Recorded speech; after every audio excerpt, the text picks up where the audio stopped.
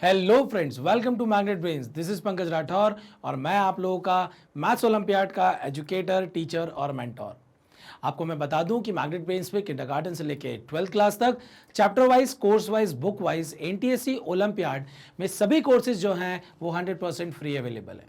आपको यहाँ पर 2 या 3 वीडियो देखने के बाद पेड सब्सक्रिप्शन भी नहीं लेना पड़ता है, क्योंकि यहाँ पर पूरा कोर्स जो है वो 100% फ्री अवेलेबल है। आपको मैं एक और चीज बताना चाहता हूं कि मैग्नेट ब्रेन्स के प्लेटफॉर्म पर किंडरगार्टन से लेकर 12th क्लास तक सारी बुकलेट्स जो हैं, बुक्स एंड ई बुक्स जो हैं वो अवेलेबल हैं। आपको अगर ये बुक्स और ई बुक्स आपको चाहिए हैं तो आप डिस्क्रिप्शन में जाइए, यहाँ पर फॉर्म गिवन है, उस फॉर्म को आप फिल करिए।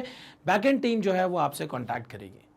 आपको मैं बता दूं कि इन बुक्स और ई बुक्स को जो है कैटेगरी वाइज भी डिवाइड किया गया है, जैसे कि sample paper, solutions booklet, MCQ books, theory books and many mores. तो आप लोग को सिर्फ पढ़ाई करनी है, मेहनत करनी है, बाकी सब कुछ यहाँ पर अवेलेबल है। तो आप लोग इस फॉर्म को फिल करिए, बैकएंड टीम आपसे कांटेक्ट जरूर करेगी। तो चलिए स्टार्ट करते हैं। आज का जो हमारा चैप्टर है वो है स्टैटिस्टिक्स का इंटरमीडिएट लेवल एमसीक्यू। सो इंटरमीडिएट लेवल एमसीक्यू, जैसा कि मैं आपको हर बार बताता हूं कि आईएमओ का एक सेक्शन है मैथमेटिक्स एवरीडे, जिसमें कि हम लोग इन चैप्टर का जो एप्लीकेशन पार्ट है वो एप्लीकेशन पार्ट हम देखते हैं। जो भी क्वेश्चन स्टोरी प्रॉब्लम्स के फॉर्म में बनते हैं वो इस सेक्शन में आते हैं, जिसको हमने यहाँ पर इंटरमीडिएट लेवल बोला है। बट अगर आईएमओ का एग्जाम हम देखें तो वहाँ पर मैथमेटिक्स एवरीडे नाम से सेक्शन आता है, जहाँ पर स्टोरी प्रॉब्लम्स हमसे पूछे जाते हैं। तो चलिए स्टार्ट करते हैं, देर नहीं लगाते हैं। स्टैटिस्टिक्स का intermediate level MCQ. Question number 1 को ध्यान से देखिए क्या लिखा हुआ है। The average monthly income of certain agricultural worker is S. मतलब यहां पर यह बोला गया है कि यहां पर कुछ एग्रीकल्चरल वर्कर्स हैं जिनकी जो एवरेज मंथली इनकम है वो क्या है, वो एस दी हुई है, and that of other worker is T. तो यहां पर ध्यान से देखिए, आपके सामने यहां पर 2 ग्रुप्स हैं और इन 2 ग्रुप्स की अगर हम बात करें तो इन 2 ग्रुप्स का क्या हमें गिवन है, हमें एवरेज गिवन है। यहां पर हमें 2 ग्रुप का क्या गिवन है, एवरेज गिवन है। सो अगर ग्रुप 1 की बात करूं तो ये हमें यहां पर बोलता है कि ये एग्रीकल्चरल वर्कर है, और जो दूसरा ग्रुप है उसमें अदर वर्कर के बारे में बात की जा रही है। पहले वाले का जो एवरेज है वो यहां पर हमें दिया हुआ है एस, और दूसरे वाले का जो एवरेज है वो हमें दिया हुआ है टी। तो अब इसको समझने के लिए मैं आप लोग को बता दूं, मान लीजिए कि आपके 10th क्लास के सेक्शन ए की हम बात कर रहे हैं और 10th क्लास के सेक्शन बी की हम बात कर रहे हैं। ये 2 क्लासेस हैं। इन क्लासेस में जो स्टूडेंट्स पढ़ रहे हैं उनकी अगर मैं एवरेज हाइट की बात करूं, तो मैं एग्जांपल ले रहा हूं। मान लीजिए यहाँ पर एवरेज हाइट जो है वो 100 है, और यहाँ पर 10th बी की अगर मैं एवरेज की बात करूं, इसको A1 बोल देता हूं, इसको A2 बोल देता हूं। यहाँ पर जो एवरेज हाइट है वो मान लीजिए 200 है। तो अगर मुझसे ये पूछा जाए कि 10th ए और 10th बी जो है ये 2 अलग अलग सेक्शन से, जिन दोनों के अलग अलग एवरेज हैं, अगर इनको कंबाइन मतलब पूरी 10th क्लास के एवरेज की बात की जाए तो वो 10th क्लास का एवरेज क्या होगा। सो बहुत सारे स्टूडेंट ये गलती करते हैं कि इन दोनों एवरेज का हम अगर एवरेज निकाल दें तो सर ये हमें आंसर दे देगा। और आंसर क्या दे देगा सर, इस 100 और 200 का जो एवरेज होता है 150, वो हमें यहाँ पर क्या मिल जाएगा, इस क्लास 10th का एवरेज मिल जाएगा। बट ये बिल्कुल गलत है। क्यों? क्योंकि जो एवरेज होता है वो नंबर्स पर डिपेंड करता है, वो नंबर्स पर डिपेंड करता है। किनके नंबर पर डिपेंड करेगा कि 10th ए में पढ़ने वाले स्टूडेंट हैं कितने और 10th बी में पढ़ने वाले स्टूडेंट हैं कितने, इस पर ही डिपेंड करता है। उसके बाद ही हम यहाँ पर क्या कर सकते हैं, कंबाइंड एवरेज निकाल सकते हैं। ध्यान से देखिएगा कैसे हम करेंगे। ये जो फॉर्मूला हमने लगाया ये बिल्कुल गलत है। इस तरीके से कभी भी क्वेश्चन सॉल्व नहीं होता है जब 2 ग्रुप का एवरेज गिवन होता है। तो जब 2 ग्रुप का एवरेज गिवन हो तो अगला जो हमारा यहाँ पर चीज़ होती है, दैट इज कितने स्टूडेंट यहाँ पर पढ़ रहे हैं और यहाँ पर कितने स्टूडेंट जो हैं वो पढ़ रहे हैं। 10th ए का अगर एवरेज 100 है और वहाँ पर नंबर अगर मुझे मान लीजिए अभी नहीं पता, मैं बोलता हूँ कि N1 नंबर है, तो सबसे पहला काम होगा हमें सम पता लगाना कि टोटल स्टूडेंट जो 10th ए में पढ़ते हैं उनकी एवरेज हाइट का सम क्या होगा। क्योंकि जब ये एवरेज निकाला होगा तो एवरेज हमने निकाला ऐसे होगा, सम ऑफ ऑल द स्टूडेंट्स की height divided by the total number of number, या मैं बोलूंगा कि total number of student in this class 10th A। तो सम का फॉर्मूला क्या हो जाएगा, A1 इंटू N1, ये हो जाएगा आपका A1 इंटू N1, और इसको मैं सम को S1 बोल देता हूं।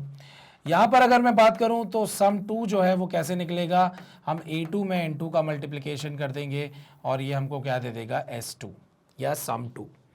जब ये दोनों सम मुझे मिल गए हैं, इसका मतलब 10th A का कंट्रीब्यूशन हाइट में जो है वो सम 1 है, 10th B का पूरा कंट्रीब्यूशन सम 2 है।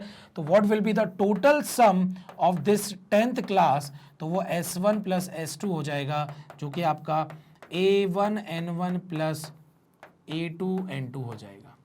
तो यहां से आपको टोटल सम मिल गया इस कंबाइंड 10th क्लास का। और अगर मैं टोटल सम मुझे मिल चुका है तो एवरेज अगर मुझे 10th क्लास का निकालना है तो वो हो जाएगा sum of all the student of class 10th divided by total number of student, जो कि आपको पता है 10th A में N1 स्टूडेंट है, 10th B में N2 है, तो यहाँ पर N1 प्लस N2 से हम डिवाइड कर देंगे। तो ऊपर क्या आ जाएगा, सम 10 की जगह A1 N1 plus A2 N2 divided by what, N1 plus N2, and this will give me the average of these two groups। इन दोनों ग्रुप का कंबाइन एवरेज जो है वो हमें इस फॉर्मूले से मिलेगा, जिसमें एवरेज और नंबर्स को मल्टीप्लाई करेंगे, एवरेज और नंबर्स को मल्टीप्लाई करेंगे। ये एवरेज और नंबर जो हैं मल्टीप्लाई करने के बाद आपको न्यूमरेटर वैल्यू में A1 प्लस A2 N2 दे देगा, एंड डिवाइड करेंगे हम total number of student, total number of student से हम यहां पर क्या कर देंगे, डिवाइड कर देंगे। तो चलिए वापस इस क्वेश्चन में आते हैं, और इस क्वेश्चन ने क्या बोला है। ये क्वेश्चन हमें ये बोलता है कि एग्रीकल्चरल वर्कर के ग्रुप की बात हो रही है और अदर वर्कर के बारे में बात हो रही है। A1 यहां पर S दिया हुआ है एवरेज, और A2 यहां पर T दिया हुआ है। क्या हमें अभी यहां पर नंबर बताया कि वर्कर्स हैं कितने, लेकिन आगे बोला जा रहा है the number of agricultural workers are 11 times that of other workers. मतलब अदर वर्कर्स अगर मैं x एज्यूम कर लूं तो जो एग्रीकल्चरल वर्कर होंगे वो उससे 11 टाइम्स हैं, तो ये 11x हो जाएगा। तो एवरेज SOT गिवन है, आपके जो नंबर्स हैं वो x के टर्म्स में आ चुके हैं, दैट इज 11x और x। अब पूछा जा रहा है then the average monthly income of all the worker. तो ऑल द वर्कर का जब एवरेज निकालना हो तो आपको पता है वो A1 N1 plus A2 N2 divided by N1 plus N2 का हम फॉर्मूला लगाएंगे। और A1 अगर आप देखें तो S है, S into 11x plus A2 आपका T है, तो that means T into number इसमें x दिया हुआ है divided bye 11x plus x। यहां से अगर मैं x कॉमन ले लेता हूं तो ऊपर बचेगा 11s प्लस t और डिवाइडेड बाय 12x, x से x कैंसिल हो गया। दैट मीन्स मुझे आंसर क्या मिल रहा है, 11s plus t divided by 12। इसका मतलब यहां पर जो है ऑप्शन डी में ही सिर्फ ऐसा दिया हुआ है, that means option D is my correct answer. तो जब भी दो ग्रुप के एवरेज की बात हो तो इंपॉर्टेंट बस यही है कि आपको ये फॉर्मूला अप्लाई करना है। जब भी दो ग्रुप के एवरेज नंबर्स गिवन हो तो आपको ये फॉर्मूला अप्लाई करना है and you will get the average of this whole group. So यहाँ पर एवरेज की कहानी आई है, मतलब हम लोगों ने जो स्टैटिस्टिक्स में मीन समझा था, तो मीन जो है वो एवरेज से रिलेटेड है, क्योंकि अरिथमेटिक हम वहाँ पर एवरेज ही फाइंड आउट करते हैं सारे नंबर का। बस वही कहानी है, बस यहाँ पर दो अलग अलग ग्रुप के बारे में बात की जा रही है। तो अब चाहे तो स्क्रीनशॉट ले लीजिए, फिर हम चलते हैं हमारे next question, that is question number 2 पर। क्या है क्वेश्चन नंबर 2? क्वेश्चन नंबर 2 बोलता है a bus maintains an average speed of 60 kilometre per hour while going from P to Q। मतलब ये पॉइंट P है, इस पॉइंट P से जो है वो Q तक बस जा रही है, और उसकी जो एवरेज स्पीड है वो आप ध्यान से देखिए 60 किलोमीटर पर आवर गिवन है, and maintains an average speed of 90 kilometre per hour while coming back from Q to P। मतलब जब वो बस वापस आती है तो उसकी स्पीड जो है वो 90 किलोमीटर पर आवर रहती है।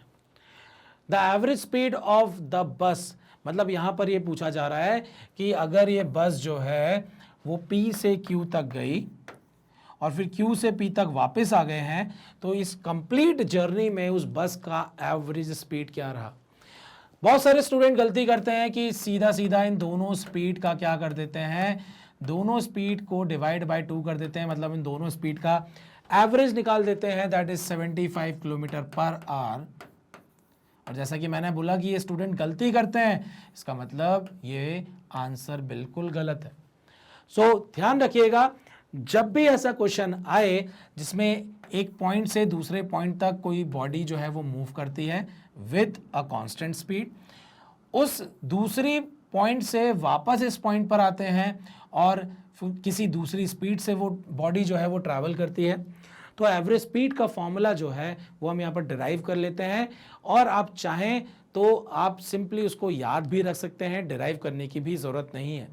लेकिन ये एक कॉमन ऐसा फॉर्म है जो कि एग्जाम में आता है, जिसमें कि सेम डिस्टेंस ट्रैवल किया जाता है डिफरेंट स्पीड से। P से Q ट्रैवल किया 60 की स्पीड से, Q से P मतलब Q से P तक सेम डिस्टेंस है, मतलब 90 की स्पीड।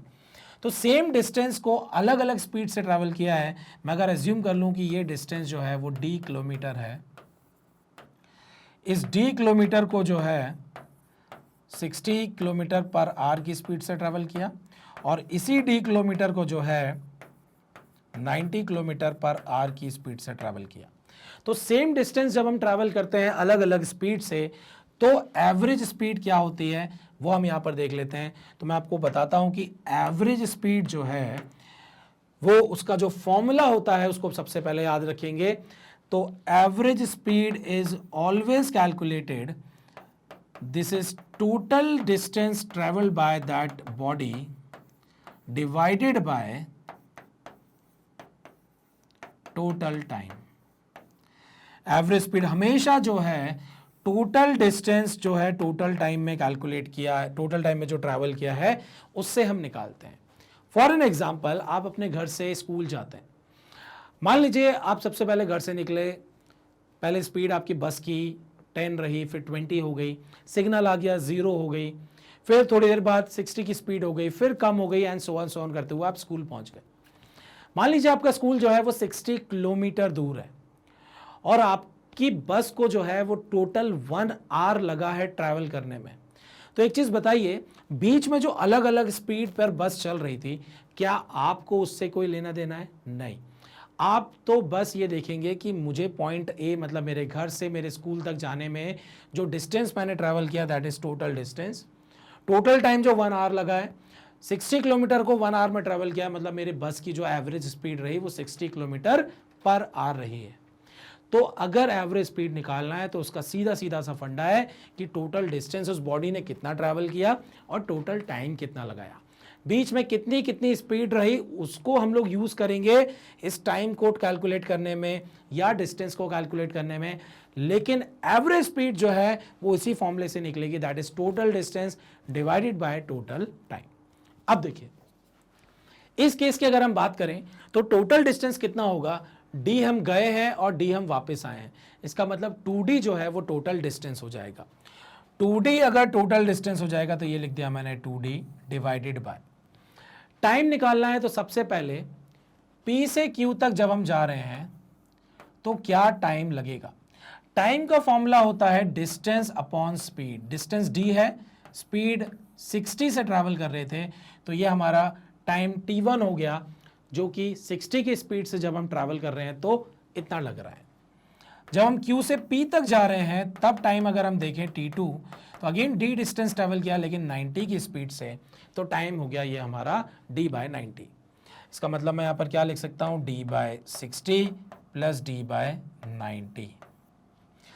ध्यान से देखिए, अगर मैं न्यूमरेटर से D कॉमन ले लूँ, वो तो पहले से ही कॉमन टाइप ही है, डिनोमिनेटर से हम ले लेते हैं 1 बाय 60 प्लस 1 बाय 90, और ये ब्रैकेट मैंने क्लोज कर दिया, D से D कैंसिल हो गया। ध्यान से देखिए, मेरा जो आंसर है वो सिर्फ किस पर डिपेंडेंट है, वो सिर्फ जो है स्पीड्स पर डिपेंडेंट है दोनों। जब दोनों स्पीड पर सेम डिस्टेंस हमने ट्रैवल किया हो, दोनों डिस्टेंस जो है वो सेम है, स्पीड बस अलग अलग है। डिस्टेंस जब सेम है, स्पीड अलग अलग है, तो हम जो है एवरेज स्पीड सीधे सीधे निकाल सकते हैं। और यहाँ पर अगर आप एलसीएम ले तो एस बी एस ए ऊपर चला जाएगा, मल्टीप्लाई करके ऊपर चला जाएगा, तो ये बन जाएगा S A into S B, और यहाँ पर डिवाइडेड बाय आ जाएगा S A plus S B. So ये आपका एक तरह से फॉर्मूला बन गया। कभी कभी हम इसको इस तरीके से भी देखते हैं कि average speed is equal to हो जाएगा 2ab divided by a plus B. इस फॉर्मूले को आप याद रख सकते हैं जब भी एवरेज स्पीड निकालना हो और दो डिस्टेंस अगर सेम ट्रैवल किए हो, सेम डिस्टेंस ट्रैवल किया हो अलग अलग स्पीड से, वो स्पीड आपकी a किलोमीटर पर आवर और b किलोमीटर पर आवर है, तो हमने अभी ड्राइव कर लिया है फॉर्मूले को। ये फॉर्मूला हो जाएगा 2ab upon a plus B. ये फॉर्मूला लगा के हम आंसर कर लेंगे, बट अभी सिर्फ कॉन्सेप्ट पर ध्यान दीजिए। आपके लिए कॉन्सेप्ट सबसे इंपॉर्टेंट ये है कि जो एवरेज स्पीड होता है that is total distance divided by total time होता है। हमेशा डिनोमिनेटर में आपको टाइम यहां पर लिखना है। अगर ये डिस्टेंस अलग अलग होता तो T1 कैलकुलेट करते टाइम अलग डिस्टेंस हो जाता, T2 में अलग डिस्टेंस हो जाता, तो ये डिनोमिनेटर की वैल्यू कुछ चेंज हो जाती। लेकिन जब डिस्टेंस सेम है तो ये D जो है वो कैंसल आउट हो गया है। तो वापस से इस क्वेश्चन को मैं यहां पर सॉल्व करूंगा, आप चाहें तो स्क्रीनशॉट ले लीजिए। यहां पर मैंने आपको एवरेज स्पीड का जो कॉन्सेप्ट है वो बस यहां पर समझा दिया है।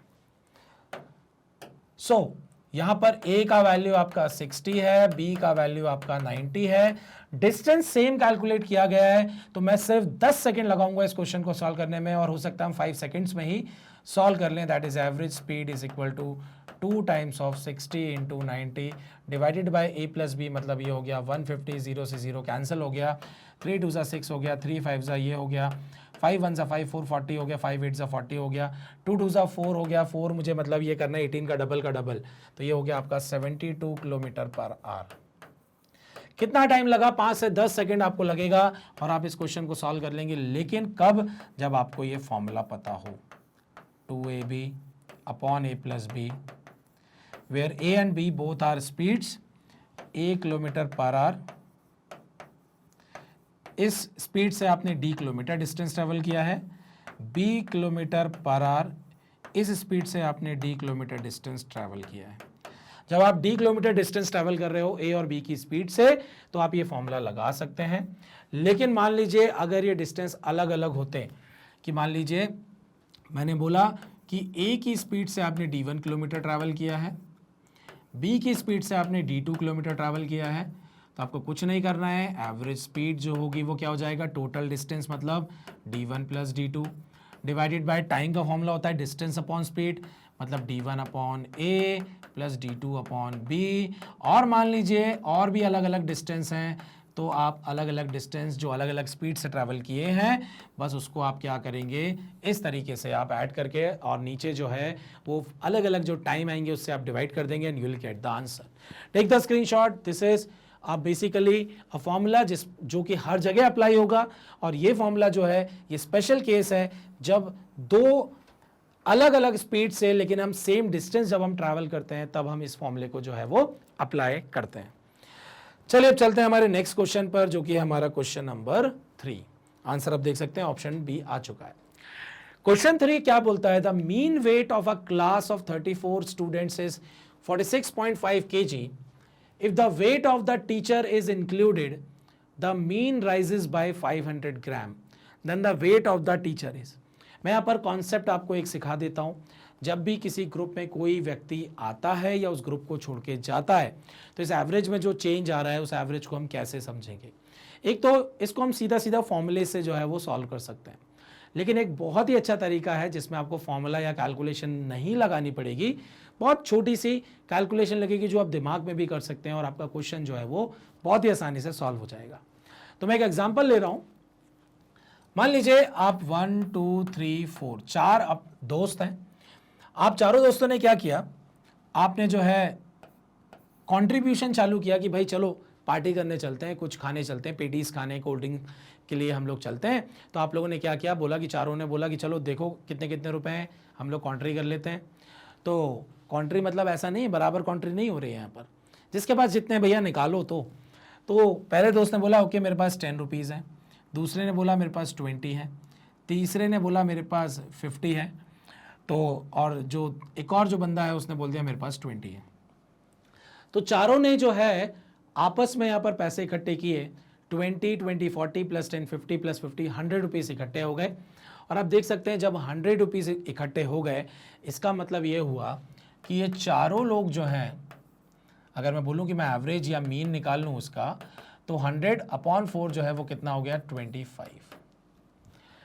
इसका मतलब ये हुआ कि अब ये चारों लोग जो हैं आपस में, क्योंकि ये फ्रेंड्स हैं, तो अब खाएंगे तो एक जैसी चीज़, तो बोला कि ओके अब हमारे पास जो पैसा इकट्ठा हो गया है, हम 25 रुपए की चीज़ खरीद सकते हैं, जिसमें कि जो भी आ जाए, लेकिन हम लेंगे 25 रुपए की चीज़।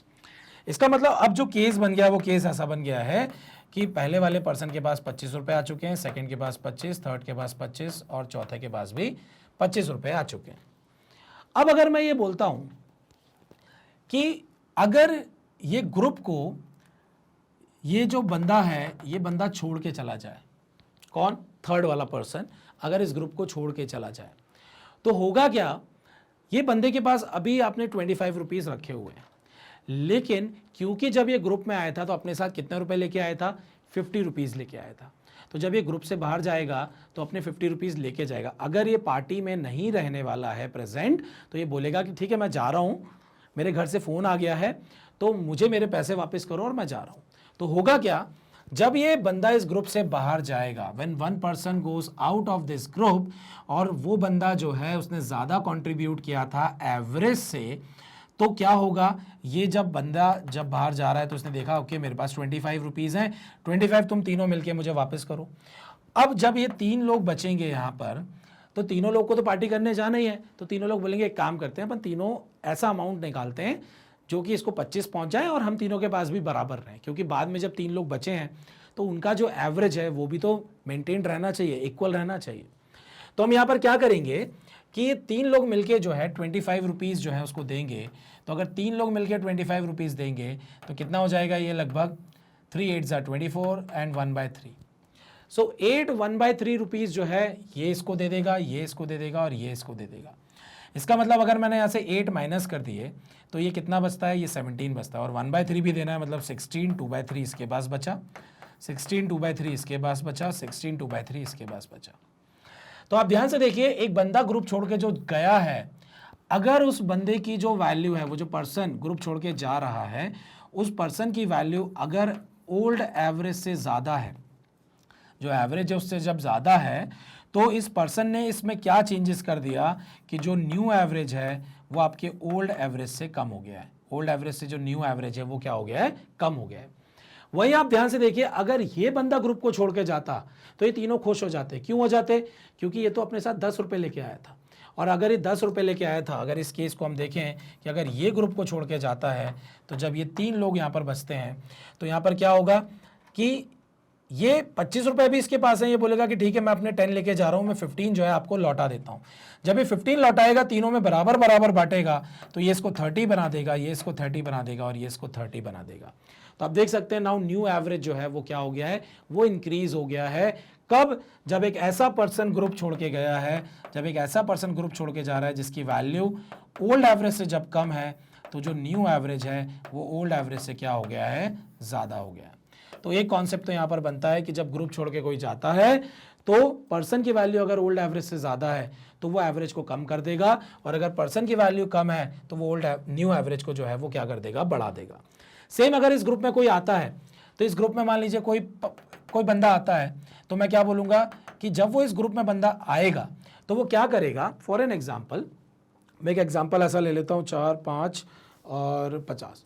मैं बोलता हूँ कि एक इस ग्रुप में कोई पर्सन आ रहा है, और वो पर्सन जो आ रहा है वो अपने साथ लेके आया है 50 रुपीज़, और जैसे ही वो 50 रुपीज़ लेके आया और इन चारों रास्ते में मिले, और भाई कहाँ जा रहे हो, उसने बोला घूमने जा रहे हैं, पार्टी करने जा रहे हैं। तो इसने बोला, इन चारों ने बोला कि ठीक है तुम भी चलो, इसने बोला ठीक है चलते हैं। तो इन्होंने बोला तुम्हारे पास पैसे कितने हैं, इसने बोला मेरे पास 50 हैं। चारों खुश हो गए। क्यों हो गए खुश, क्योंकि अब ये पर्सन जो है एवरेज से ज़्यादा वैल्यू लेके आ रहा है, और जब ज़्यादा वैल्यू लेके आ रहा है तो ये एवरेज बढ़ा देगा। तो सबसे पहले किस तरीके से हम बिना कैलकुलेशन के एवरेज निकालेंगे, ध्यान से देखिए। पहले से जितने जितने रुपए सबके पास हैं, जितने जितने रुपए सबके पास हैं, ये बंदा अपने पास उतने पैसे रख लेगा एक पॉकेट में। एक पॉकेट में इसने अपने पास उतने पैसे रख लिए। जब इसने एक पॉकेट में अपने पास उतने पैसे रख लिए तो रिमेनिंग कितने बचे हैं अब उसके पास, 25। इस 25 को अब उसे क्या करना है, डिस्ट्रीब्यूट करना है पांचों में बराबर बराबर, पहले उसने अपने आप को इन चारों के बराबर बनाया, सबसे पहले इन चारों के बराबर बनाया। ये जो बचा हुआ अमाउंट है वो क्या करेगा, इन पांचों में बराबर बराबर बांटेगा। तो इस 25 को बराबर बराबर अगर बांटना है तो वो कितने कितने रुपए बांटेगा, सभी को 5-5 रुपए बांटेगा, और सबको वो कितना कितना बना देगा, वो 30 रुपीज बना देगा। तो देखिए जो 50 रुपए लेके आया बंदा इस ग्रुप में ऐड हो रहा था, उसने इस ग्रुप का एवरेज क्या कर दिया, इंक्रीज कर दिया। इस क्वेश्चन को अगर आप ध्यान से देखें तो क्या बोल रहा है, the mean weight of a class of 34 student is 46.5 kg। If the weight of the teacher is included, मतलब एक नया बंदा इस ग्रुप में आ रहा है, तो उसने क्या कर दिया, एवरेज को इंक्रीज कर दिया 500 ग्राम से। तो ध्यान से देखिए यहाँ पर क्या काम होगा, यहाँ पर 1 2 3 4 एंड सो ऑन ऐसे करते करते टोटल 34 स्टूडेंट्स हैं। कितने स्टूडेंट्स हैं यहाँ पर, 34 स्टूडेंट्स हैं। इन 34 स्टूडेंट्स का जो एवरेज वेट है वो 46.5 kg है। तो हम ये मान के चलेंगे कि यहाँ पर हम एज्यूम करके चल रहे हैं कि 46.5 46.5 मतलब इनके पास इतने इतने रुपए रखे हुए हैं, हमने ये एज्यूम कर दिया। बट ज़रूरी नहीं है इनिशियली सबके पास इतने थे, किसी का वेट 40 रहा होगा, किसी का 50 रहा होगा, किसी का 60 रहा होगा, पर जब एवरेज निकाला तो देखा कि सब लोग 46.5 kg जो है या 46.5 रुपीज़ अपने ऊपर खर्च कर सकते हैं। अब भैया कौन आए, टीचर साहब आए, इस ग्रुप में टीचर आ रहे हैं, इस ग्रुप में टीचर आ रहे हैं। टीचर आते से ही वो क्या कर रहा है, टीचर ने सबको जो है ना 500 ग्राम जो है वो दे दिया, मतलब 0.5 kg सबको दे दिया। जैसे ही सबको 0.5 kg दिया, ध्यान से देखिए, सबको बना दिया 47 47 47 47 एंड सो ऑन 47। लेकिन ध्यान से देखिएगा यहां पर कौन है, ये टीचर। तो जब सबको वो 47 बना रहा है, क्योंकि सब अब मिलके पार्टी करने जाने वाले हैं, तो टीचर अपने आप को भी कितना बना लेगा, 47। टीचर ने 47 अपने आप को कैसे बनाया है, उसने इतने लोगों को जो है 0.5 kg डिस्ट्रीब्यूट किया है। कितने लोगों को डिस्ट्रीब्यूट किया है, 34 लोगों को डिस्ट्रीब्यूट किया है। 34 लोगों को 0.5 kg डिस्ट्रीब्यूट किया है, मतलब उसने टोटल 17 kg डिस्ट्रीब्यूट किया है। मतलब अपने एक पॉकेट में 47 रुपये रख के उसने 17 रुपीज़ सबको बांट दिए। मतलब वो लेके कितने रुपए आया था अपने साथ, 47 + 17 लेके आया था, मतलब 7 7 14, 1 यहाँ हो गया, 4 + 5 1 6। दैट मीन्स टीचर का जो वेट है वो 64 kg है। और आप ऑप्शन में देख सकते हैं, option C is my correct answer, that is 64 kg। तो ये एक तरीका है डिस्ट्रीब्यूशन करके जो है एवरेज न्यू फाइंड आउट करना। ठीक है, इस तरीके से क्वेश्चन को हम सॉल्व कर सकते हैं बहुत ही आसानी से। बस 2-4-5 क्वेश्चन आप कर लीजिए, प्रैक्टिस कर लीजिए, ये तरीका सबसे बेस्ट तरीका है। लेकिन मान लीजिए आपको ये अच्छा नहीं लग रहा हो, या आपको ये छोटी छोटी कैलकुलेशन करने में प्रॉब्लम आ रही हो, तो फॉर्मूले से भी मैं आपको करके बताता हूँ कि ये क्वेश्चन फॉर्मूले से कैसे होगा। But first take the screenshot, फिर हम चलते हैं हमारे इस क्वेश्चन के दूसरे मेथड पर, जिसमें हम लोग जो है स्क्रीनशॉट लेके, मतलब एवरेज लेके जो है वो करेंगे। चलिए तो स्टार्ट करते हैं अब हमारा दूसरा मेथड, जो कि मैंने बोला कि हम सीधा फॉर्मूला लगाएंगे। तो इसमें क्या करना है, हमें पता है नंबर और यहाँ पर हमें पता है एवरेज। तो सबसे पहला काम है हम यहाँ पर सम निकालेंगे, और सम का फॉर्मूला हमें पता है, एवरेज इंटू क्या होता है, नंबर होता है। सो पुराना एवरेज, पुराना नंबर और पुराना यहाँ पर सम आ जाएगा, तो हम इसको ओल्ड ओल्ड बोल देते हैं। तो एवरेज इज 46.5 इंटू नंबर। अब देखिए यहाँ पर कैलकुलेशन कितना लंबा करना पड़ रहा है कि 46.5 into 34, this is 4 5s are 20, carry over is 2, 24 plus 2 is 26, carry over is 2, 16 plus 2 is 18. Yes, 15, carry over is 1, 18 plus 1 is 19, carry over is 1, 12 and 1 is 13. This is 0, 11, 1, 9, 18, 18, 1, 4, and this is 5, and this is 1. 15810 decimal आएगा, this is 1581. So sum आ गया 1581, this is my SO, old sum हो गया। अब new सम के लिए आप ध्यान से देखिए, मुझे जब एस न्यू निकालना है तो वो हो जाएगा average new into number new. So average new कितना हो गया, 500 ग्राम से बढ़ गया, मतलब 0.5 kg बढ़ गया, मतलब ये 47 kg हो गया। 34 स्टूडेंट थे, एक टीचर और आ गया, तो टोटल अब 35 लोग हो गए। तो सम ध्यान से देखिए कितना हो जाएगा, 47 into 35, 5 7 35, carry over is 3, 20 plus 3 is 23, this is 21, carry over is 2, 12 and 2 is 14, this is 5 4 6 and this is 1. सो 1645 आ गया. This is 1645. This is SN. आपको पता है कि सम जो न्यू वाला आया इसमें कौन एक्स्ट्रा है? इसमें टीचर एक्स्ट्रा है. सम ओल्ड में टीचर नहीं है, तो हमें अगर टीचर की एज पता लगानी है तो वो SN माइनस क्या हो जाएगा? SO. 1645 माइनस करना है 1581. This is 4. 3 बचा 13 हो जाएगा. 3 + 2 ये कितना हो गया? नहीं कैरी ओवर थोड़ी होगा. 14 होगा. 14 में से 8 गया तो 6. This is 0 and 0. So 64 kg आपका आंसर आ जाएगा. और आप देख सकते हैं दिस इज माय आंसर. तो यहाँ पर आप ध्यान से देखिए कि ये कितना लंबा कैलकुलेशन करना पड़ा. वहीं अगर मैं शॉर्ट ट्रिक में करता तो ध्यान से देखिए मैं कैसे करता. मैं बोलता कि ओके 34 स्टूडेंट है, एवरेज 46.5 है. टीचर ने आके जो है वो 0.5 kg जो है वो क्या कर दिया? इंक्रीज कर दिया.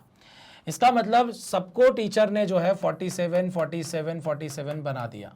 ये मैं आपको समझा भी रहा हूँ और शॉर्ट में कैलकुलेशन भी कर रहा हूँ. सबको 47 अगर बना दिया है टीचर ने, इसका मतलब जो टीचर है वो खुद भी 47 यहाँ पर आके बन गई है. टीचर 47 लेकिन बन गई है, लेकिन कैसे? इतना कम उसका वेट क्यों हो गया? क्योंकि उसने जो है सबको 0.5 kg डिस्ट्रीब्यूट किया है. और कितने लोगों में डिस्ट्रीब्यूट किया है? डिस्ट्रीब्यूट किया है 34 स्टूडेंट पे. 34 इंटू 0.5 जो होता है वो 17 होता है. इसका मतलब उसने 17 kg डिस्ट्रीब्यूट किया है और अपने आप को उसने 47 बना दिया है.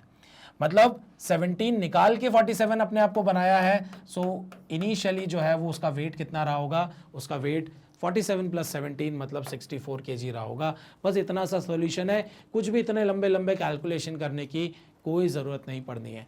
इसलिए जो मैंने मेथड बताया है वो मेथड बेस्ट मेथड है और मैं चाहूँगा मैक्सिमम स्टूडेंट इसी मेथड को यूज़ करें. ये मेथड जो है ये अननेसेसरली बहुत टाइम कंज्यूम करने वाला है. तो चलिए आप चाहें तो इसका स्क्रीनशॉट ले सकते हैं. दोनों मेथड आपके सामने हैं और फिर हम चलते हैं हमारे next question, that is question number 4 पर. क्वेश्चन नंबर 4 क्या बोलता है? The average marks scored by Ajay in certain number of test is 84. अब यहां पर आपको टेस्ट नहीं पता है कितने दिए हुए हैं, लेकिन उसका एवरेज जो है वो 84 है. तो मैं ऐसा एज्यूम कर लेता हूं कि उसका जो एवरेज है वो 84 84 84 है. He scored 100 marks in his last test. तो जैसे ही लास्ट टेस्ट जो है वो यहाँ पर एंटर हुआ, और लास्ट टेस्ट क्या बोला जा रहा है कि वो अपने साथ लेके आ रहा है 100 मार्क्स. वो अपने साथ कितने लेके आ रहा है? 100 मार्क्स लेके आ रहा है. लेकिन 100 मार्क्स जब वो लेके आ रहा है अपने साथ में, तो उसने क्या किया? His average score of all this test is 86. मतलब जब ये वाला टेस्ट भी इंक्लूड हो गया तो सब लोग 86 बन गए. सब लोग 86 बन गए. इसका मतलब क्या हुआ कि उसने खुद को भी 86 बना दिया और यहां पर जो लोग रहे होंगे उनको उसने +2 सबको दे दिया. कितने लोगों को +2 दिया होगा उससे हमें समझ में आ जाएगा कि पहले से कितने टेस्ट अवेलेबल थे. तो हमने ये देखा कि अगर 100 मार्क्स थे उसके पास, यहां पर वो 86 लेके बैठ गया. मतलब यहां पर जो है अगर वो 86 लेके बैठा है तो उसके पास एक्स्ट्रा जो थे वो कितने थे? 14 थे. ये 14 एक्स्ट्रा को उसने यहाँ पर डिस्ट्रीब्यूट किया है इन लोगों में.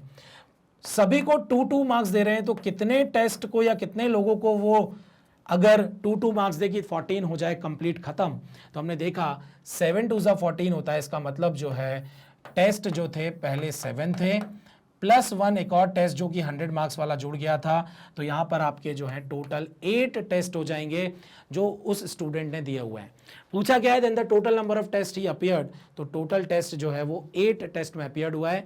इनिशियली 7 टेस्ट थे और फाइनली जो है जिसमें 100 मार्क्स उसके आए हैं ये आपका 8th वाला टेस्ट था.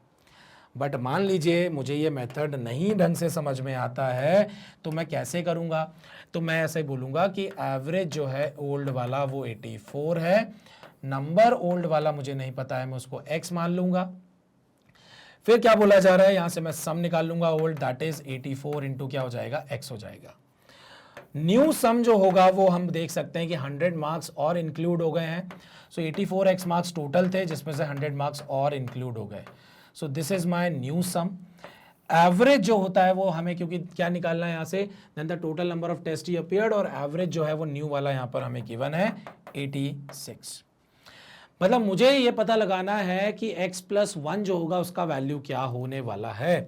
सो इन दोनों को यूज करूंगा, सम, एवरेज और नंबर, क्योंकि अब जो नंबर होगा यहाँ पर पहले x टेस्ट थे अब हो जाएगा यहाँ पर x + 1 टेस्ट. रिलेशन क्या बैठेगा, ध्यान से देखिए, average 86, average is equal to sum upon number होता है, average 86 is equal to new sum जो है वो 84x प्लस 100 है divided by x plus 1। Cross multiplication करेंगे, 86x plus 86 is equal to 84x plus 100, ये इधर जाके सब्ट्रैक्ट होगा, 2x is equal to 14, x का वैल्यू आ गया आपका 7, x 7 आया है, लेकिन हमें चाहिए x प्लस 1 की वैल्यू की टोटल टेस्ट कितने दिए हैं, तो हमारा आंसर हो जाएगा 8।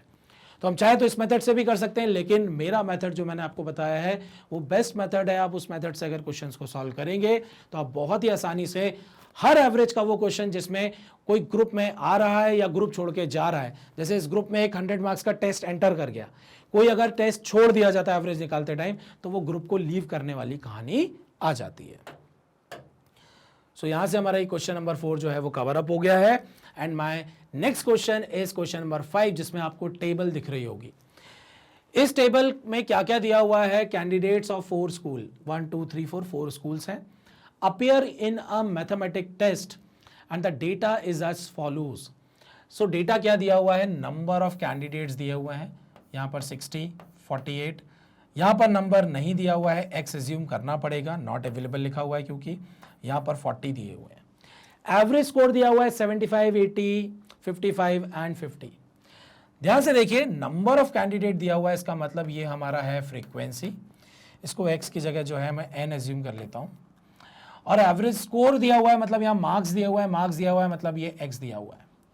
टू फाइंड एवरेज हमें पता है, सबसे पहले हम लोग क्या करेंगे, हम f ऑफ x पता लगाएंगे। f ऑफ x जब पता लगेगा तो ध्यान से देखिए, f ऑफ x क्या आने वाला है, 60 इंटू 75, सो 6 5 30, कैरी ओवर 3, 6 7 42, 4 5 और एक 0 ये दिया हुआ है, 4500 हो गया। 48 इंटू 80 करना है, 8 8 64, कैरी ओवर 6, 8 4 32, 38, 3840 हो गया। n इंटू 55 आपका 55 n हो जाएगा, ये 50 इंटू 40, 5 4 20 और ये हो गया आपका 5 4 20 और 2 0 है तो ये 2000 हो गया। ये आपको मिल गया f ऑफ x। अब आपका काम होगा समेशन एफ एक्स पता लगाना। समेशन एफ एक्स क्या हो जाएगा, हम ऐड कर देते हैं इसको, 0 0 0 या 2000, 3000, 5000, 5000 इज फॉर 9000, 9000 तो ये हो जाएगा आपका 10340। यहाँ पर आपका हो जाएगा 4 + 3 7 + 2 10340। आपको ऐड करके भी बता देता हूँ मैं, 0 0 0 ये हो गया 4, 8 + 5 13, 3 कैरी ओवर 1, 4 + 3 7 + 2 9 + 1 इज 10 और प्लस 55n।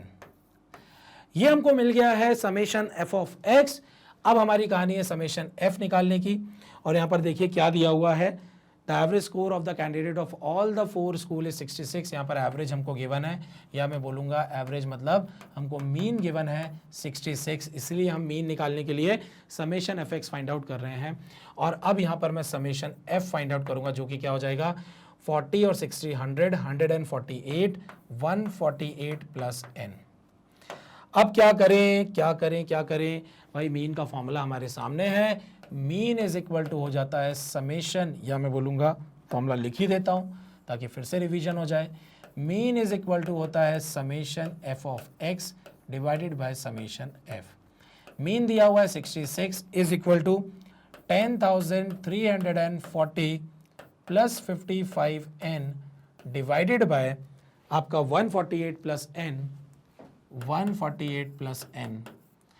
क्रॉस मल्टीप्लाई करेंगे, सॉल्व करेंगे, n का वैल्यू आ जाएगा। लेकिन आप देखिए कितना लेंदी चला गया।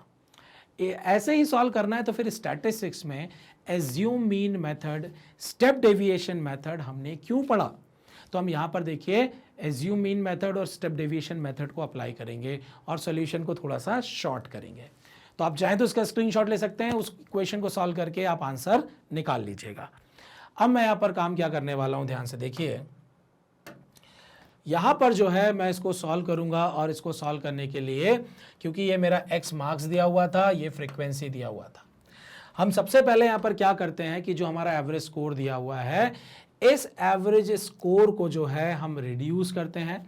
और रिड्यूस कैसे करते हैं, मैं ये एज्यूम कर लेता हूँ कि ये जो 55 है ये मेरा ए मैंने एज्यूम कर लिया, कैपिटल ए बोल देता हूँ मैं इसको, और मुझे जो है deviation D I find out करना है। डेविएशन डी आई जो है वो एक्स आई माइनस ए के बराबर होता है। तो अगर मैं बोलता हूँ कि this is my D I, तो डी आई क्या हो जाएगा भाई, 75 माइनस 55 इज़ 20, ये आपका हो जाएगा 25, ये हो जाएगा 0 और ये हो जाएगा आपका -5। अब अगला केस क्या होता था, हम एफ आई डी आई निकालते थे। एफ आई डी आई भी करूंगा तो भी मल्टीप्लाई करने में लेंदी हो जाएगा। फिर मैंने देखा कि डी आई सारे नंबर जो हैं वो एक नंबर से डिवाइड हो रहे हैं, दैट इज़ माई 5। तो आपको याद होगा कि इस डी आई को यू आई में कन्वर्ट करने के लिए हम लोग क्या करते थे, हम डी आई को एच से डिवाइड करते थे, और मैंने यहाँ पर एच को जो है वो 5 एज्यूम कर लिया है। तो मेरा यहाँ पर जो यू आई है वो हो जाएगा डी आई डिवाइडेड बाय 5।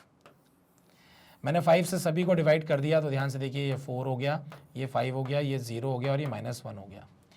अब अगला टास्क मेरा क्या है, अगला टास्क हम लोग क्या निकालते थे, याद करिए, हम निकालते थे F I U I. F I U I निकालना है, देखिए कितना ईजी होगा, 60 इंटू 4 इज 240, 48 इंटू 5 करना है, 5 8 ज़ा 40, 0 4 5 4 ज़ा 20, 20 प्लस 4 इज 240, ये 0 हो गया, -1 से मल्टीप्लाई करना है, -40।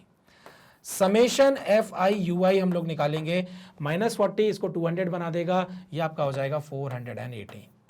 देखिए कैलकुलेशन कितना फास्ट हो गया यहाँ तक, एफ आई यू आई तक। अब आपके लिए अगली कहानी क्या हुआ करती थी, अगली कहानी थी सीधा सीधा फॉर्मूला। सीधा सीधा फॉर्मूला क्या होता था भैया, मीन जो होता था वो आपका ए प्लस एफ आई यू आई का summation divided by summation F into H, ये हमारा फॉर्मूला होता था। इसका मतलब इनको तो हमें ऐड करना ही पड़ेगा। ये कितना हो गया 100, इसको मैं n मान लेता हूँ, दिस इज 100, 148 प्लस n, तो समेशन f जो है वो 148 प्लस n आ गया, ये तो 148 प्लस n ही आएगा। हमने बस वो कैलकुलेशन जो मल्टीप्लिकेशन था वो बहुत शॉर्ट कर दिया। इस फॉर्मूले में पुट करेंगे, मीन का वैल्यू जो है वो हमें पता है 66 दिया हुआ है, yes this is 66 is equal to a जो है वो हमने 55 लिया हुआ है, 55 प्लस दिस इज माई 480, 480 नहीं 440, कैलकुलेशन मिस्टेक। क्यों भाई कैलकुलेशन मिस्टेक, क्योंकि 40 इसमें से माइनस होके 200 बन रहा है ना, 240 और 200 इज 440। तो यहां पर जो है ये क्या आ जाएगा 440 डिवाइडेड बाय कितना 148 प्लस n और इंटू क्या हो गया, इंटू हो गया आपका ये 5। नाउ 66 में से 55 माइनस किया, कितना हो जाएगा ये हो गया 11। 440 इधर दिया हुआ है, डिवाइडेड बाय दिया हुआ है 148 प्लस n और इंटू दिया हुआ है 5। ध्यान से देखिएगा, 11 से मैंने इसको कैंसिल किया, this is 40, 148 plus n is equal to हो गया 200। n की वैल्यू आप देख सकते हैं कितना आ गया 52, और आप देख सकते हैं ऑप्शन 52 ये रहा मेरा आंसर। सो आपने यहाँ पर क्या किया, सिंपल सी टेबल थी, आप चाहते तो नॉर्मल कैलकुलेशन करके भी मीन निकाल सकते थे जो मैंने निकालना सिखाया, लेकिन हमने जो है यहाँ पर स्टेप डेविएशन मेथड का यूज़ किया ताकि हमारी कैलकुलेशन जो है वो फास्ट हो जाए। और कैलकुलेशन आप देख सकते हैं बहुत फास्ट हुई है, सिर्फ फॉर्मूला लिखा है मैंने, बाकी आप देखिए कैलकुलेशन तो सिर्फ छोटी सी यहाँ पर हुई है। ये तो हमने आराम से मल्टीप्लाई कर लिया भाई, 4 इंटू 60, 5 इंटू 48, 0 से क्या मल्टीप्लाई करना है -1, कितना आसान हो गया मल्टीप्लिकेशन करना। तो इस तरीके से क्वेश्चन को अगर हम सॉल्व करें एग्जाम में तो बहुत ही स्पीड से क्वेश्चन सॉल्व होता है एज कंपेयर टू उतने बड़े बड़े कैलकुलेशन करने से। टेक द स्क्रीनशॉट, बहुत ही बढ़िया तरीके से हमने इस क्वेश्चन को जो है स्टेप डेविएशन मेथड से सॉल्व कर लिया। So answer is 52, that is option B. आपके सामने ये टोटल क्वेश्चन नंबर 1 से लेके 5 तक के आंसर्स है, आप चाहें तो इसका स्क्रीनशॉट ले सकते हैं। यहां पर 1 2 3 4 5 पांचों के आंसर्स मार्क्ड हैं। तो यहां पर हमारे इंटरमीडिएट लेवल जो मैंने कि आपको बताया कि कैसे हम एप्लीकेशन देखते हैं स्टैटिस्टिक्स का एवरीडे लाइफ में या मैथमेटिक्स एवरीडे सेक्शन में, जो क्वेश्चंस आते हैं, जो स्टोरी प्रॉब्लम्स होते हैं, आपके सामने मैंने सारे टाइप के क्वेश्चंस कवर अप करा दिए हैं जो एग्जाम में इस चैप्टर से बनते हैं। और सभी क्वेश्चन का मैंने कॉन्सेप्ट भी क्लियर किया है ताकि आगे आप कोई डिफरेंट क्वेश्चन करें तो आप बहुत ही आसानी से उन क्वेश्चंस को जो है वो सॉल्व कर लें।